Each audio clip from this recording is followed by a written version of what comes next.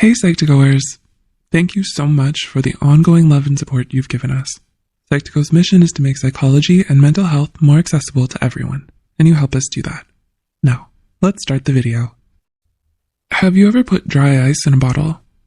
As the CO2 turns into gas, the bottle gradually expands with pressure, until with a sudden pop, the bottle explodes.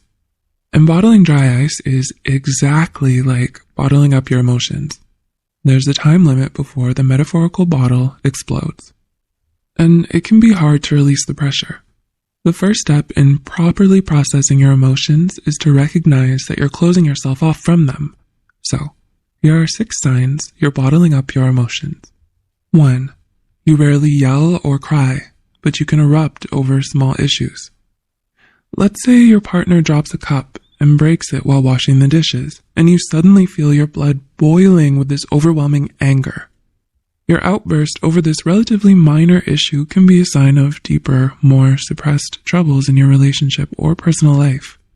In a study by the University of Texas, researchers had one group of subjects watch horrifyingly disgusting film scenes while suppressing any reaction or emotion they felt. Afterwards, the first group was significantly more aggressive than the second group of subjects who were allowed to express themselves.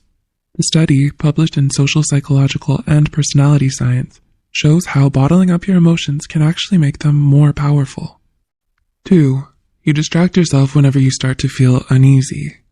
Do you find yourself mindlessly scrolling through Instagram or guilty binge-watching hours of The Good Place? A telltale sign of suppressing your emotions is avoidance. You engage in self-destructive behaviors like drinking or smoking. You try to escape by watching TV, playing video games, or even oversleeping in order to avoid thinking about how you feel. 3. You feel like you're a different person around others than you are by yourself. Bottling up your emotions can create a divide between who you think you are and how others see you. You might feel exhausted, anxious, or jaded in private, but your friends may see you as confident and calm. In fact, you may even be the clown of your friend group. If you avoid expressing yourself, you may feel like you have 2 separate faces and that no one truly knows you. Perhaps you're not sure yourself who you are. As activist Bryant McGill states, to know yourself is to love yourself, and to welcome and love all the emotions that come with you. 4. You often feel uncomfortable around highly emotional people. If you suppress yourself, you might think that crying or screaming is embarrassing or bad, but more subtly, you'll just feel uncomfortable around highly emotional people who visibly express their emotions.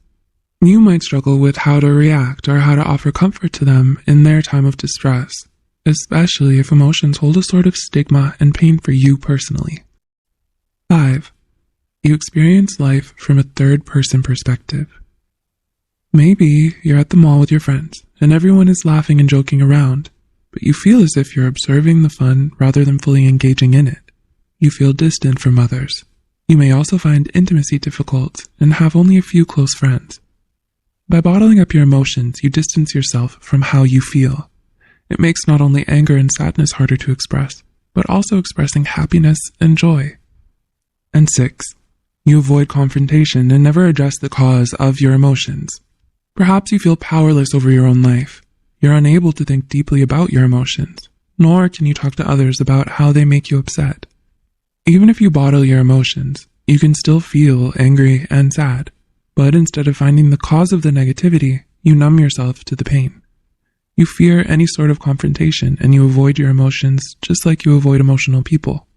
Psychologist Perpetua Neo explains that emotions shouldn't be so fear-inducing. They exist for a reason.